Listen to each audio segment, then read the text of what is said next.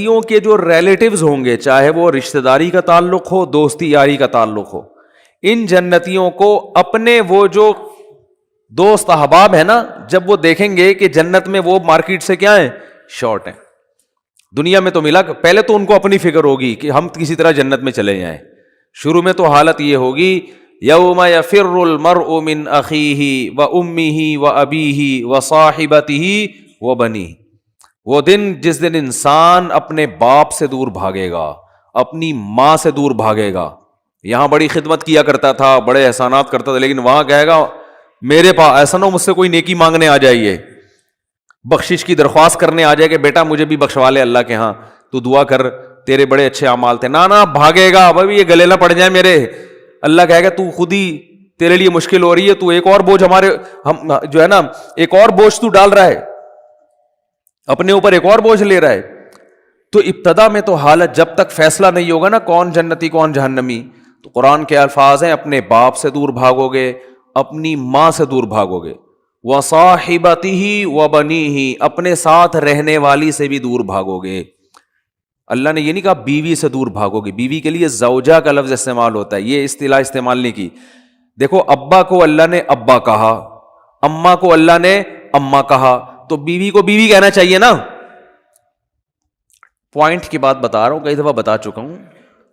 اللہ نے یہاں بیوی کو بیوی نہیں کہا، کہا ساتھ رہنے والی، صاحبہ، صحبت سے ہے نا، ہمیشہ چپک کے رہنے والی. اس سے پتہ چلتا ہے کہ جب ایک دفعہ شادی ہو جاتی ہے نا، تو وہ بیوی پھلترو کی طرح ہمیشہ کے لیے چپک جاتی ہے. اس سے پتہ چل رہا ہے.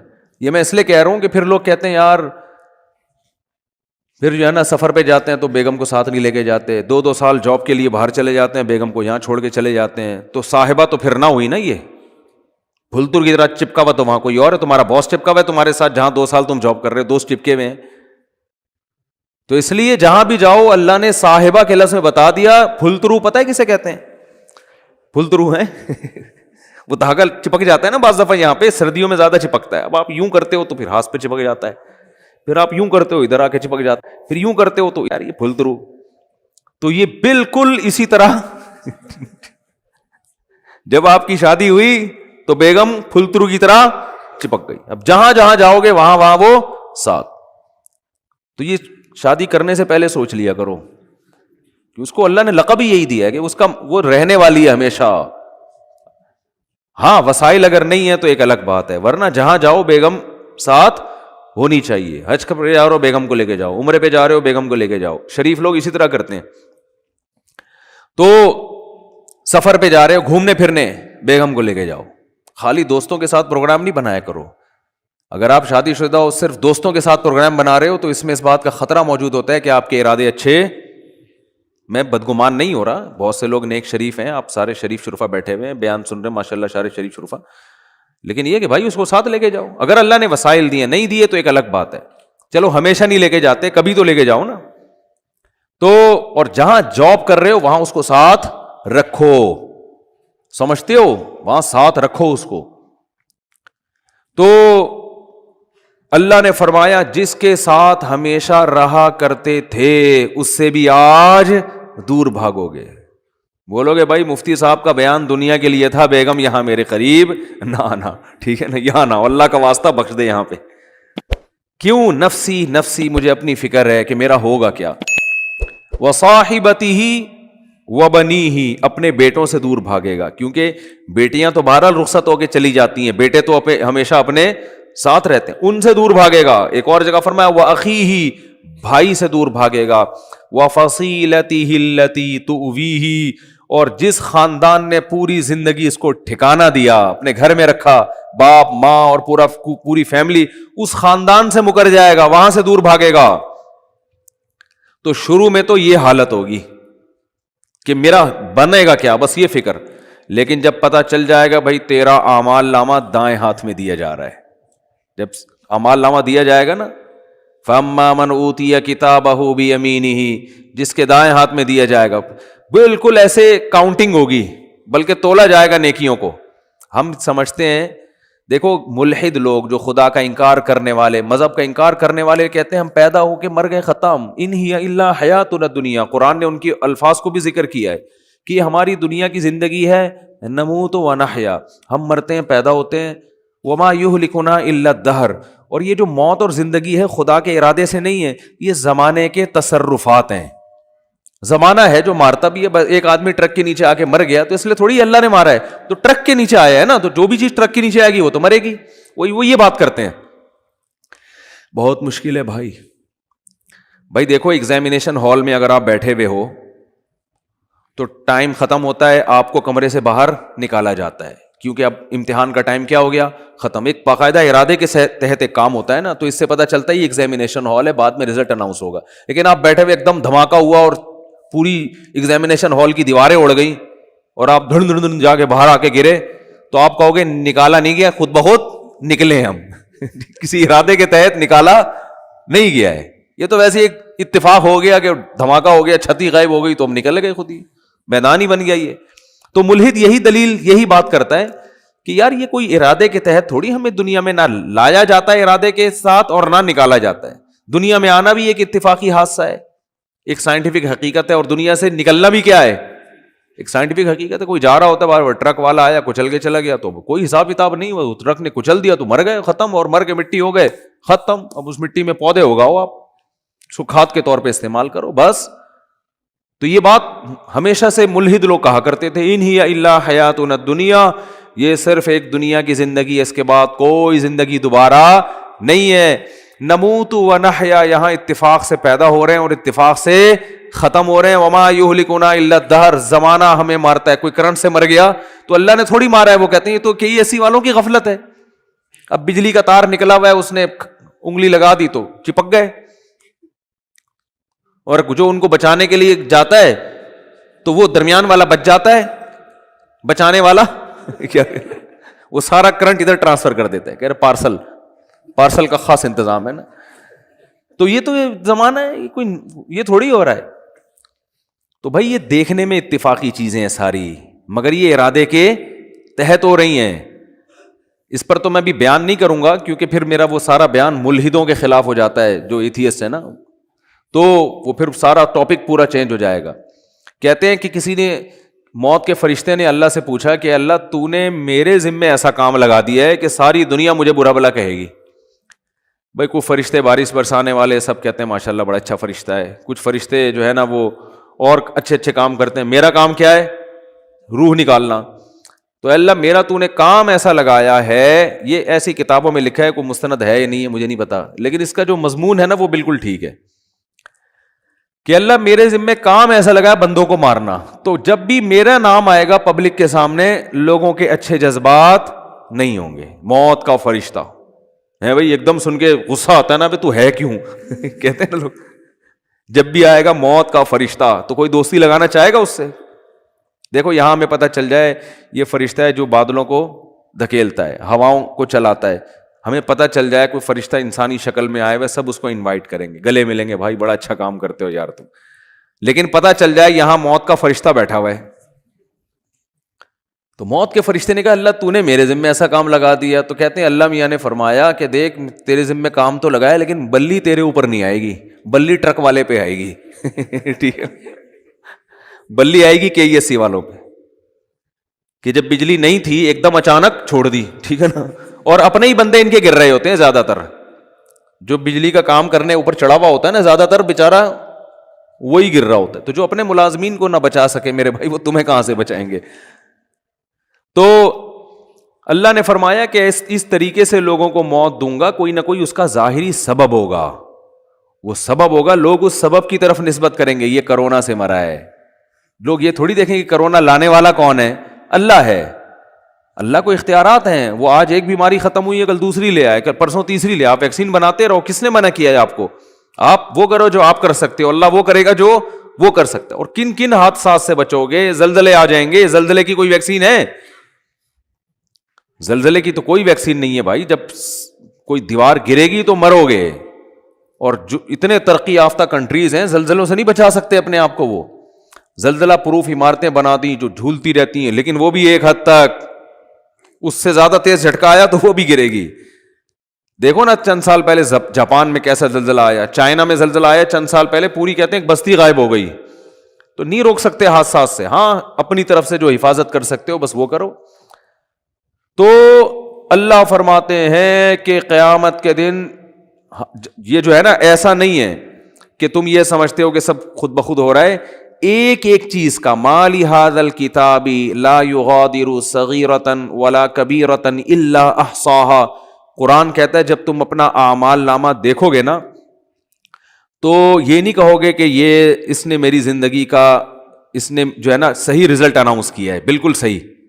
دیکھو آپ نے اگر امتحان میں اچھا پرچہ نہیں کیا ہوتا تو جو آپ کو توقع ہوتی ہے اسی کے حساب سے جب نمبر مل جائیں تو آپ کو تعجب نہیں ہوتا. آپ کو تو یار مجھے لگ رہا تھا کہ 60-65 کے درمیان ہی میرے نمبر آئیں گے, تو باقی 63 نمبر ہیں تو بالکل صحیح نمبر ہیں, گھپلا نہیں ہوا.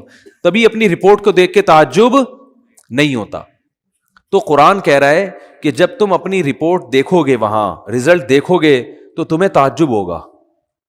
تعجب اس کا نہیں ہوگا کہ اس میں دھاندلی ہوئی ہے, نا نا نا نا, تعجب اس پہ ہوگا کہ ہم تو یہ سمجھ رہے تھے کہ موٹی موٹی چیزیں ہماری نوٹ کی جا رہی ہیں, ایسا اعمال نامہ جس میں ایک ایک چیز لا یغادر صغیرۃ ولا کبیرۃ, میری زندگی کا کوئی ایک گوشہ جو میں نے چھپ کے معمولی سی نیکی کی ہو یا چھپ کے معمولی سا گناہ کیا ہو, اس کتاب میں وہ بھی مس نہیں ہوا ہے. یہ کیسا اللہ نے انتظام کیا ہوا تھا کہ ایک ایک حرف ایک ایک چیز نوٹ کی جا رہی تھی. ما لہذا الکتاب, ایسا رزلٹ تو ہم نے آج تک کسی کا نہیں دیکھا.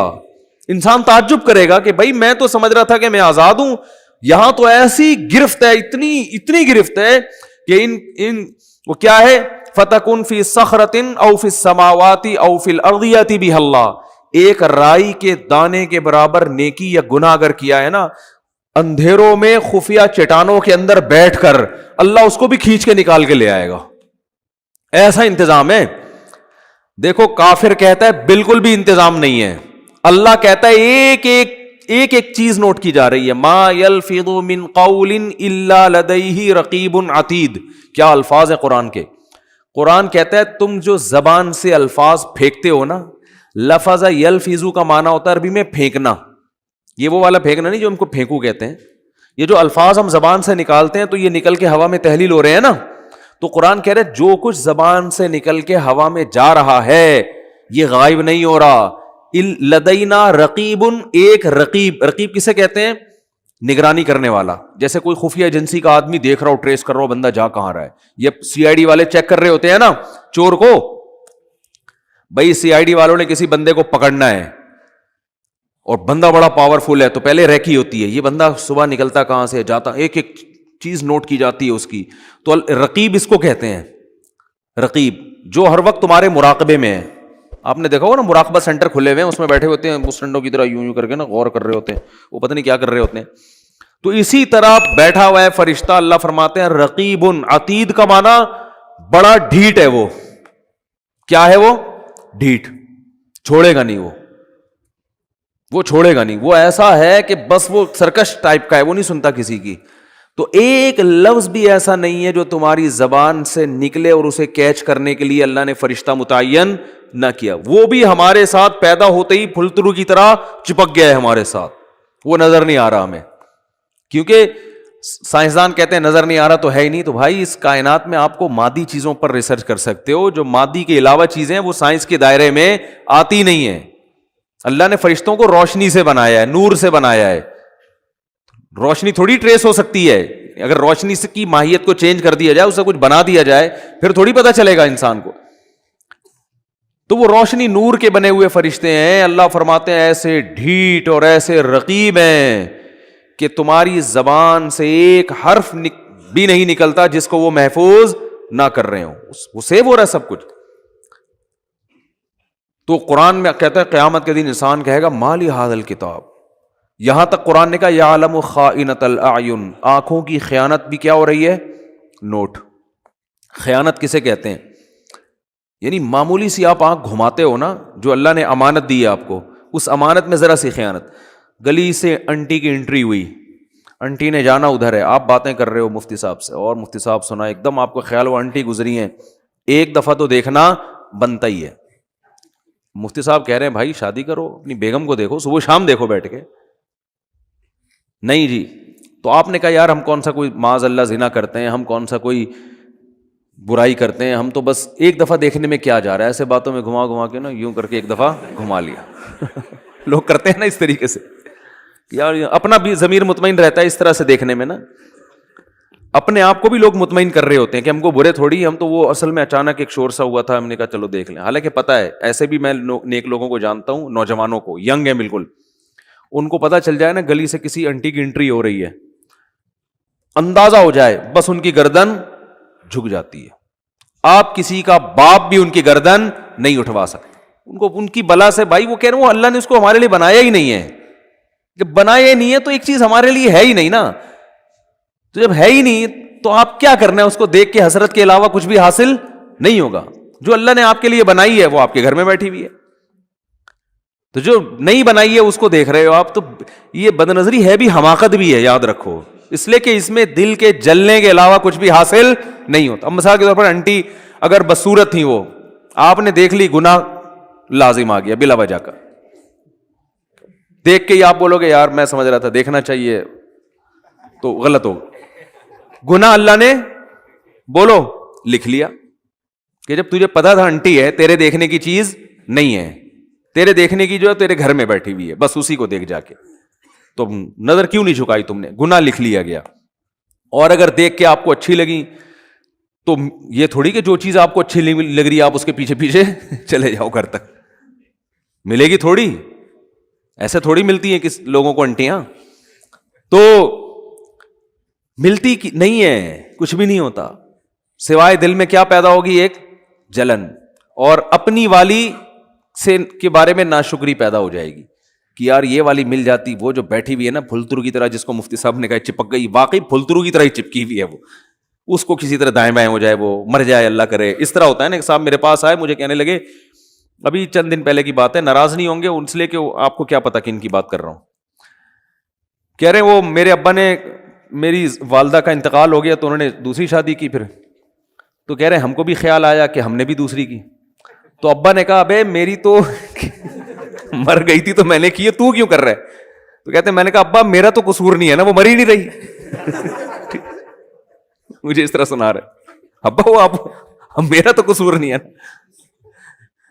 خیر یہ الفاظ ان کے غلط تھے, میں اپریشیٹ نہیں کرتا ان کو. بیگم کو یہ کہنا کہ مر کیوں نہیں رہی, یہ نہیں سوچنا چاہیے. لیکن ایک نارملی میں ایک بات کر رہا ہوں کہ جب آپ رنگ برنگی دنیا میں 10 قسم کی چیزیں دیکھو گے تو اپنی والی کے بارے میں احساس کمتری کا شکار ہوگے, اس سے محبت میں کمی آئے گی, محبت میں کمی آئے گی تو آپ کو خود ہی گھر کا سکون آپ کا برباد ہوگا. حکیم اختر صاحب رحمہ اللہ تعالی بڑی پیاری بات فرمایا کرتے تھے کہ جو نظر کی حفاظت کرتا ہے اس کو پتا ہے بھائی لے دے کے میرے پاس تو میری بیوی کے علاوہ کوئی آپشن نہیں ہے, تو اس کی پھر وہ قدر کرتا ہے, اس کے دل میں اس کے لیے محبت کے جذبات پیدا ہوتے ہیں, محبت کرتا ہے پھر وہ اس سے. میں اکثر واقعہ سناتا ہوں نا ایک گاؤں کے سفر کا. ہم ایک کوئٹہ کے چمن کے قریب ایک گاؤں ہے, وہاں ہم سفر کر کے آ رہے تھے. میں پہلے ہم لوگ دورے کرنے جاتے تھے نا, 2 مہینے کے دورے ہوتے تھے, عربی گرامر کے, اس طرح کے ابھی بھی ہوتے ہیں.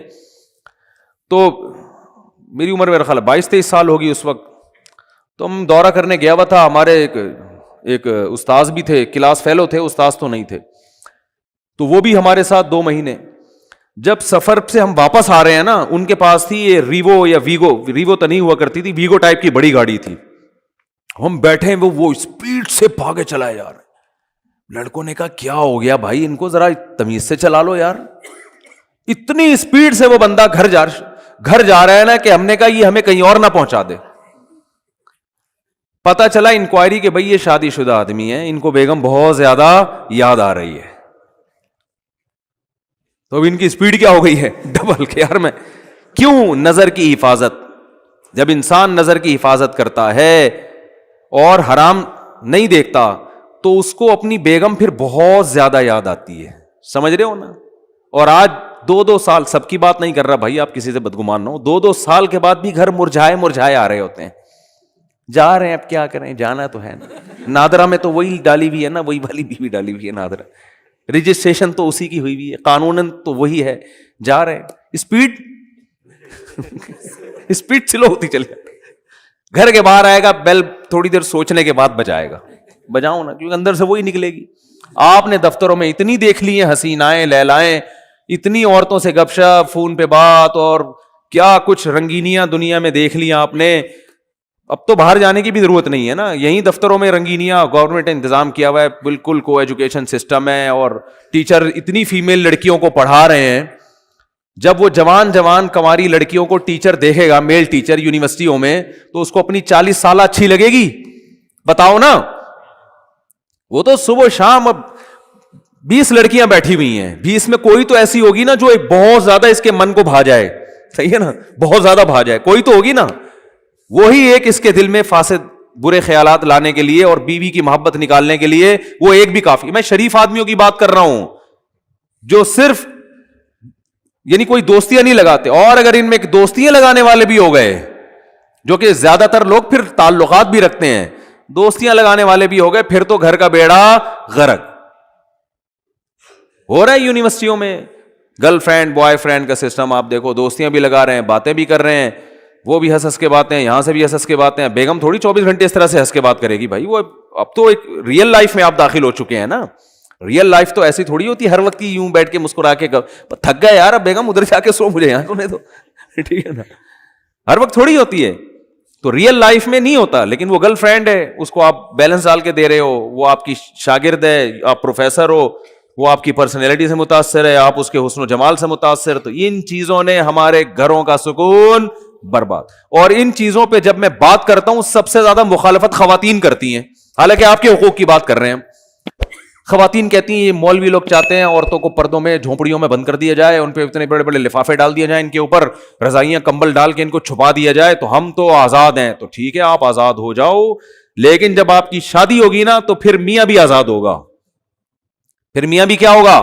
آزاد. پھر وہ آنکھ مٹکے کرے تو ٹینشن نہ لیا کرو, پھر بولو کہ بھائی ٹھیک ہے آنکھ مٹکا کرنا اس کا بھی رائٹ ہے, کیونکہ اتنی لڑکیاں جب وہ نیم برہنہ ہو کے آتی ہیں تو اس لیے تو آ کے آتی ہیں, مرد دیکھیں ان کو, جب وہ آ رہی ہیں تو وہ تو دیکھ اس لیے تو آ رہی ہیں. اسلام نے کہا تھا بھائی اپنے آپ کو ڈھانپو, کور کرو اپنے آپ کو, کیونکہ اسلام چاہتا ہے کہ عورت کو اللہ نے مرد کے لیے بنایا, تو جس عورت کو بنایا ہے نا مرد اسی تک رہے محدود, دائیں بائیں جانے کی کوشش بولو نا نہیں کرے. تو میں نے وہ جو ہمارے دوست پٹھان تھے ایسی اسپیڈ سے وہ گاڑی چلا رہے تھے, تو اس وقت ہمیں اندازہ ہوا, ہم نے کہا دیکھو یار, ہم تو کنوارے تھے, چھڑے چھاٹ تھے اس وقت, تو ہمیں اندازہ ہوا دیکھو شادی شدہ, ہم تو اس وقت ہمیں کیا دنیا کا پتا تھا, ہم نے کہا دیکھو یار شادی شدہ آدمی اپنی بیوی سے کتنی محبت کرتا ہے, ان کی اسپیڈ دیکھو آپ.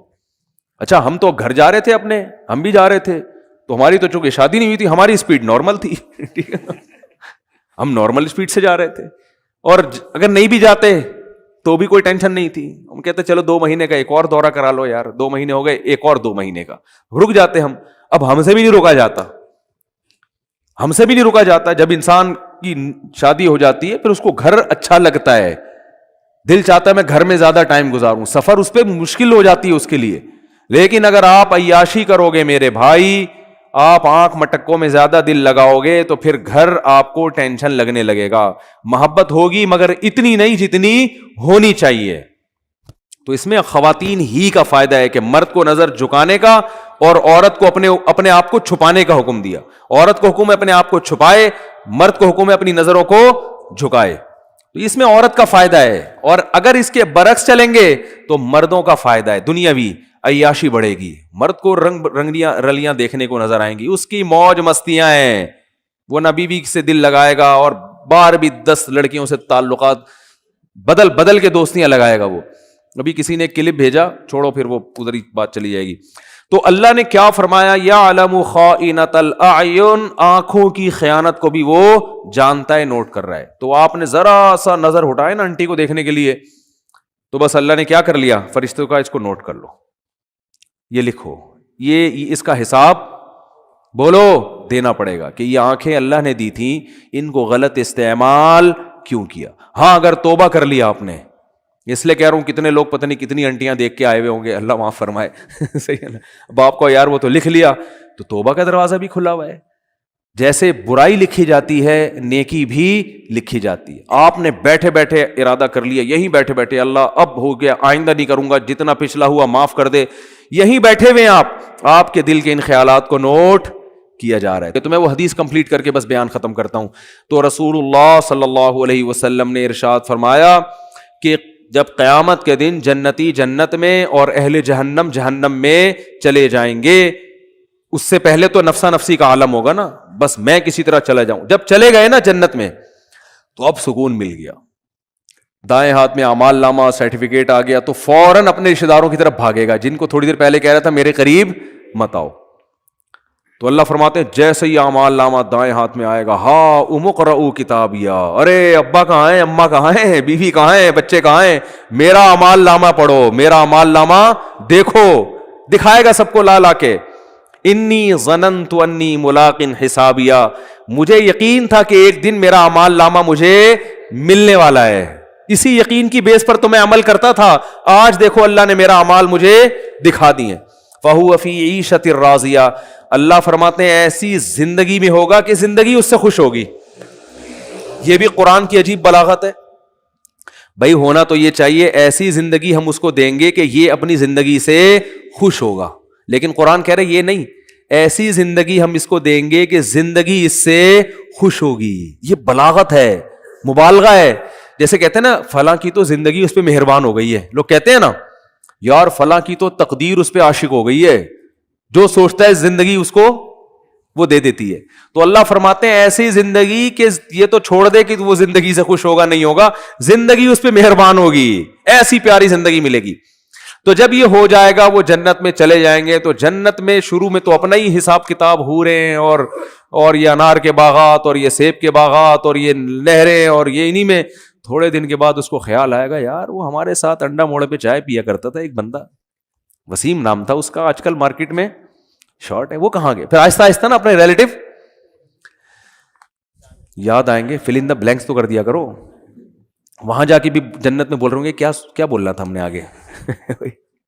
ٹھیک ہے, تو وہاں پھر آہستہ آہستہ بندہ بولے گا سب سے پہلے بیگم کہاں ہے بھائی. اگر مرد جنت میں گیا بیگم جہنم میں, تو وہاں گئے یار ہو سکتا ہے بولے یار چلو, ٹھیک ہے, یہ بھی ممکن ہے. وہ کھمبا بچانے والا نہ ہو جائے نا, یہ کیفیت نہ ہو. تو وہ جائے گا بولے گا بھائی بیگم کہاں ہیں, بچے کہاں ہیں, باپ کہاں ہیں, بھائی کہاں ہیں, رشتے دار کہاں ہیں, فلاں آدمی کہاں ہے, فلاں کہاں ہے. تو آہستہ آہستہ جتنا قریبی رشتہ ہوگا نا, جس سے جتنا تعلق ہوگا, وہ یاد آنا شروع ہوں گے, اور وہ ادھر سزا کھا رہے ہوں گے جہنم. تو نبی صلی اللہ علیہ وسلم نے فرمایا یہ جنتی اللہ سے اپنے رشتہ داروں کے اور ریلیٹیوز کے بارے میں لڑیں گے. ظاہر ہے اللہ سے تو لڑنا بھی حرام ہے, اور اللہ سے لڑنا کسی کے بس میں نہیں ہے. یہ بلاغت ہے. کیا مطلب, اتنی اللہ سے دعا مانگیں گے, اتنا پیچھے پڑیں گے جیسے کوئی لڑ رہا ہوتا ہے. جیسے قرآن میں آتا ہے یجادلون فی قوم لوط, ابراہیم علیہ السلام کو جب پتہ چلا کہ لوط علیہ السلام کی قوم تباہ ہونے والی ہے, فرشتے جا رہے ہیں, تو اللہ کہتے ہیں ابراہیم ہم سے جھگڑا کرنے لگے کہ بھائی قوم لوط کو ہلاک مت کرو, کیونکہ ابراہیم نرم دل تھے, تو جھگڑا کرنے لگے. اللہ سے جھگڑنا تو کفر ہے نا. تو یہ قرآن کے بلاغت ہوتی ہے, یعنی ایسی دعائیں مانگنے لگے جیسے ہم سے لڑ رہے ہوں. جیسے کوئی فقیر چپک جائے نا آپ کے ساتھ, او بھائی 5 روپے دے دے, 5 روپے دے دے, آپ کہیں لڑ کیوں رہا ہے یار, کہتے ہیں نا لڑ کیوں رہا ہے, اور جان چھڑانے کے لیے بعض دفعہ اس کو پیسے دے دیے جاتے ہیں, پتہ ہے مستحق نہیں ہے, لیکن یار جیسے چپک ہی گیا, پھلترو کی طرح پھلترو لفظ یاد رکھو, صحیح ہے نا. ٹھیک ہے, تو اللہ نے یہ قرآن کے الفاظ ہیں نا, ایسے الفاظ, قرآن بلاغت ہے یہ. تو حدیث میں آتا ہے کہ اللہ سے جھگڑا کرنا شروع کر دیں گے, یعنی اتنا زیادہ مانگیں گے گویا کہ جھگڑ. یاد آئیں گے یار ہمارا دوست تھا وہ جہنم میں, آگ میں, تو اللہ تعالیٰ ان کے لیے, ہاں وہ جو اصل میں حدیث سنا رہا تھا نا, تو اتنی لمبی تمہید ہو گئی, وہ کہیں گے اللہ سے جا کے اے اللہ بہت سے ایسے ہمارے دوست احباب رشتے دار تھے, یصلون معنا ویصومون معنا, جو ہمارے ساتھ نمازیں پڑھا کرتے تھے, رمضان کے روزے رکھا کرتے تھے, مگر آج وہ ہمیں جنت میں نظر نہیں آ رہے. اس سے کیا پتہ چلتا ہے, وہ بھی یہ بتائیں گے کہ وہ مسلم تھے, کیونکہ یہ کافر کے بارے میں تھوڑی خیال آئے گا ان کو. ہائے ہائے کیسے سمجھائیں یار, یہ کافروں کے بہت, کافر کا تو پتہ ہے کہ دنیا میں اللہ نے مغفرت پہ پابندی لگائی ہوئی ہے, تو آخرت میں کہاں سے ہوگی. کافر کا تو دیکھ رہے ہیں اللہ ابراہیم علیہ السلام اپنے باپ کو نہیں بخشوا سکیں گے, تو ہم کون سا ابراہیم علیہ السلام سے آگے نکل گئے کیا. تو یہ اپنے مسلم ریلیٹیوز کے بارے میں, تو ان کا اسلام ثابت کرنے کے لیے اللہ کے سامنے حوالہ کیا دیں گے, اے اللہ وہ نماز بھی پابندی سے پڑھا رکھ کرتے تھے, رمضان کے روزے بھی رکھتے تھے, مسلم ہیں, لیکن آج ہمیں نظر نہیں آ رہے. گناہ اور گناہ تھے, زنا تھے, چوری تھی, کچھ بھی تھا. اس سے اندازہ لگاؤ وہاں بھی ان کو اپنے ریلیٹیوز کا مسلمان ہونا ثابت کرنے کے لیے شناختی کارڈ نہیں دکھائیں گے وہ کہ اللہ یہ دیکھو نادرا میں لکھا ہوا تھا انہوں نے اسلام. وہاں بھی اللہ ثبوت مانگے گا, اسلام کا ثبوت کیا تمہارے پاس, تو ثبوت پیش کریں گے. اللہ تو جانتا ہے, تو اعمال نامہ نکال کے دیکھ لے, نمازوں میں ہمارے ساتھ کھڑے ہوتے تھے, رمضان کے روزوں میں ہمارے ساتھ ہوتے تھے, روزے نہیں چھوڑتے تھے رمضان کے, اور نہ نماز چھوڑتے تھے, کیونکہ اسلام کا رکن ہے نا یہ.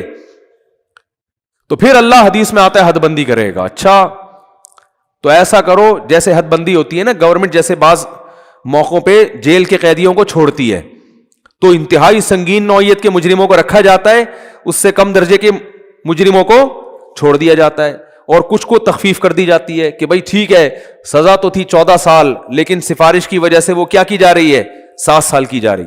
تو اللہ حد بندی کریں گے, کیونکہ کچھ ایسے نمازی ہوں گے چھوٹے موٹے گناہ تھے, کچھ چھوٹے تو گناہ کی وجہ پہ جہنم میں نہیں جاتا, یعنی کبیرہ جو دوسروں کی نسبت چھوٹے تھے, ایک آدھ دفعہ کبیرہ گناہ ہوا, توبہ نہیں کی, مر گئے, تو اللہ کہیں گے چلو ان کی سزا تو بنتی تھی, مگر میں تمہاری سفارش کی وجہ سے ان کو جہنم کی آگ سے نکال رہا ہوں.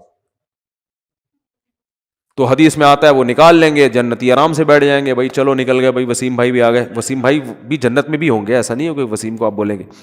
تو میں جن وسیم کی بات کر رہا ہوں ان میں سے کوئی بھی میرا بیان اس وقت نہیں سن رہا. تو جنتی نکالنے کے بعد پھر کہیں گے, پھر تھوڑا عرصہ گزر جائے گا, پھر خیال آئے گا بھائی وہ تو اپنا دوست تھا یار, اس کو بھی تو نکالنا ہے بھائی. پھر حدیث میں آتا ہے نبی صلی اللہ علیہ وسلم فرماتے ہیں اللہ سے آ کے سفارش کریں گے. پھر حدیث کے ظاہری الفاظ یہی ہیں, اللہ سے کیا کہیں گے, ہمارے ساتھ نماز پڑھا کرتے تھے اور ہمارے ساتھ روزہ رکھا کرتے. تو بے نمازی کا تو تذکرہ آ ہی نہیں رہا کہ جنت میں جائے گا. سمجھ میں آ رہی ہے بات؟ بے نمازی کا تو کہیں تذکرہ ہی نہیں آ رہا کہ بھئی اپنا اسلام تو ثابت کرو. تو حدیث میں آتا ہے کہ پھر اللہ تعالیٰ اور پھر حد بندی کریں گے, اور پھر کہیں گے چلو بھائی بے نمازی کا بھی آئے گا, بالکل اینڈ میں آئے گا وہ. یعنی یہ بھی یاد رکھیں گے اپنے نمازیوں کو کہ اللہ وہ تو مسلمان تھے, ہم ان کی گواہی دیتے ہیں اسلام کی. بالآخر یہ نکالتے نکالتے ختم. پھر نبی صلی اللہ علیہ وسلم نے فرمایا کہ نبی صلی اللہ علیہ وسلم سفارش کریں گے, کیونکہ آپ کے تو ریلیٹیو محدود ہیں نا, کسی کے 10 ہیں, کسی کے 15 ہیں, سب نکل گئے بھائی. اس سے کہیں اس میں نہ آئے کہ چلو ہمارے فلاں نے ہم کو نکال دیں گے, لیکن جائیں گے بھی تو, سزا بھی تو کھائیں گے بھائی. وہ تھوڑے دن کی تھوڑی ہے, وہ تو تھوڑی سزا بھی بہت ہے. تو سفارش تو ہوگی, شفاعت بھی ہوگی, یقینا برحق اہل سنت والجماعت کا عقیدہ ہے کہ شفاعت ہوگی. جہنم میں جس کو جتنی سزا اس کی بنتی ہوگی نا, کافر کے علاوہ کسی کو بھی پوری سزا ملے گی نہیں. جیسے دنیا کا قانون ہوتا ہے نا, اتنے سال قید با مشقت, وہ ریٹرن میں کچھ اور ہوتا ہے, پریکٹیکلی کچھ اور ہوتا ہے. تو ریٹرن میں تو اللہ کے ہاں لکھا ہوا ہے کہ زانی اتنے سال جہنم میں جلے گا, قاتل اتنے سال جہنم میں جلے گا, فلاں اتنے سال, لیکن یہ ریٹرن میں اصل سزا وہی ہے. لیکن پریکٹیکلی کیا ہوگا کہ سفارشوں کی بیس پہ سزائیں کم ہوتی چلی جائیں گی. بھئی اس کے اتنے سال تھے, اتنے کم ہو گئے, اتنے سال تھے, اتنے کم ہو گئے. تو نبی صلی اللہ علیہ وسلم نے فرمایا, یہ بھی حدیث میں کمپلیٹ کر دیتا ہوں, اگرچہ یہ موضوع کا حصہ جتنا تھا وہ میں نے بیان کر دیا, لیکن بڑی دلچسپ حدیث ہے. آپ صلی اللہ علیہ وسلم نے فرمایا پھر نبی کا رشتہ امتیوں سے کس کا ہے, امتی ہونے کا. آپ صلی اللہ علیہ وسلم پھر اپنی امت کو نکالیں گے, وہ بھی اللہ حد بندی کرے گا کہ اتنے اس لیول کے لوگوں کو جن کے گناہ اس نوعیت کے تھے ان کو آپ کی سفارش سے نکالا جائے گا. یہاں تک کہ آپ صلی اللہ علیہ وسلم نے فرمایا کہ میں بھی سفارش ختم کر دوں گا, جتنے لوگوں کو نکالنا تھا. تو اللہ کہے گا کہ کوئی ہے مزید سفارش کرنے والا؟ آواز آئے گی بھئی اب کوئی بھی نہیں ہے. اللہ کیا کیا پیارے الفاظ ہیں یار حدیث کے. اللہ فرمائیں گے هل يبقى الا الرحمن, جو رحمان ہے سب سے زیادہ رحم کرنے والا وہ تو ابھی باقی ہے. یعنی تمہیں اگر ترس آ رہا ہے, کوئی تمہارا ماموں ہے, کوئی تمہارا چاچا ہے, کوئی تمہارا باپ ہے, تم ان رشتوں کی بیس پر, اور نبی ترس کھا رہے ہیں کہ میری امت ہے, تو اللہ فرمائیں گے میں تو رحمان ہوں اور یہ میری مخلوق ہے. میں تو رحمان ہوں نا, تو رحمان کیسے چھوڑ دے گا؟ وہ اپنی مرضی سے نہیں نکالے گا. تو نبی صلی اللہ علیہ وسلم نے فرمایا کہ اللہ تعالیٰ اعلان کریں گے کہ جس نے آدم سے لے کے آخری انسان جو قیامت تک آئے گا نا, کوئی بھی ایسا انسان جس نے کبھی کوئی نیکی نہ کی ہو, کچھ بھی اس کے اعمال میں خیر, صرف میری توحید پر ایمان رکھتا تھا, وہ صرف میری مانتا تھا میرا کوئی خدا ہے اور کیا ہے, اکیلا, بس اتنا اقرار کیا اس زبان سے, صرف دل میں مانتا تو فرعون بھی تھا, فرعون بھی مانتا تھا کہ ایک خدا ہے, زبان سے اقرار کیا, اور پوری زندگی میں ایک دفعہ من کان فی قلبہ مثقال حبۃ من خردل من ایمان, ایمان کا ایک معمولی سا رائے کی دانے کے برابر ذرہ بھی ہو اور اس ذرے کی وجہ سے کبھی زندگی میں خیر نہ کی ہو, ساری زندگی اس کی بدعمالیوں سے بھری ہوئی ہے لیکن ایک نیکی ہے, تو اس کو بھی نکال کے لے آؤ. تو حدیث میں آتا اتنے خلقت نکلے گی نا, بڑے بڑے دنیا میں بدماش پیدا ہوئے ہیں بھائی, ساری زندگی قتل و غارت میں گزری, ساری زندگی برائیوں میں گزری. ہاں, اور یہ بھی آتا ہے حدیث میں کہ یہ اللہ اس وقت کریں گے یہ کام, ایک تو اللہ کہیں گے حل یبقى الا الرحمن, کہ رحمان باقی ہے, دوسرا اس وقت کی جو کافر ہے نا وہ اہل ایمان کو تانا دے گا کہ یار ہم بھی برے تھے تم بھی برے, صحیح ہے نا, ہم غیر مسلم تھے اور تم اپنے آپ کو کیا کہتے تھے, تم ایک خدا کو مانتے تھے, تو تمہارے ایمان نے تمہیں کوئی فائدہ نہیں پہنچایا, ہمیں تم دنیا میں کہتے تھے اسلام قبول کرو, ایمان لے کر آؤ, تو بھائی انجام تو تمہارا بھی وہی ہے جو ہمارا ہے. تو قرآن کے حدیث میں آتا ہے اللہ تعالیٰ اس وقت جس کے دل میں بھی رائی کے دانے کے برابر بھی ایمان ہوگا نا, اللہ کہے گا میں اپنے ماننے والوں کو نہ ماننے والوں کے ساتھ نہیں رکھ سکتا. یہ غیرت کا مسئلہ ہے. تبھی لوگ کہتے ہیں نا غیر مسلم اتنے نیک اچھے اچھے اعمال کر رہے ہوتے ہیں, وہ جہنم میں کیوں جائیں گے؟ او بھائی غیرت کا مسئلہ ہوتا ہے. آپ کی فرض کرو 2 بیویاں ہیں, ایک بہت خدمت گزار ہے لیکن وہ کہتی ہے کہ بھائی میں آپ کی بیوی بھی ہوں اور وہ جو فلاں جو ہے نا سبکتگین, ایسا نام نہ لو کہ وسیم ستار کو غصہ آ جائے نا, بہت مشکل سا نام کوئی بتاؤ, سبکتگین بھی نام ہوتا ہے نا کیونکہ غیرت والا مثال ہے, سبکتگین نہیں بھائی, کچھ بھی بتا لو یار ہیں. ابے کوئی ایسا مشکل سا نام بتاؤ دنیا میں کسی کا ہوتا ہی نہیں ہے, ABCD, صحیح ہے نا. وہ آپ کی 2 بیویاں تھیں, ایک اکڑ والی مانتی نہیں ہے بات کو, چائے کا بولو نہیں پکا کے لائے گی, آپ بولو بھائی کھانا پکاؤ نہیں پکائے گی, ہر وقت بس زبانی بد کلامی. لیکن جب اس سے پوچھا آپ کے میاں کون ہے, بھائی یہ میرے میاں ہے بس, ٹھیک ہے میں نہیں مانتی, ان کی ایک نہیں مانتی, لیکن ہے یہ میرے میاں, مجھے ماننا چاہیے ان کی, مجھے ان کا احترام کرنا چاہیے, لیکن مجھ سے ہوتا نہیں ہے, کچھ اوپر سے فالٹ چلا رہا ہے, ہمارے خاندانی مسئلہ یہ آپس کی بات ہے ہماری, لیکن ہے بھائی یہ میرا میاں, اس کے علاوہ میں کسی اور سے محبت نہیں کر سکتی. میاں والی جو محبت ہے وہ اسی سے ہوگی.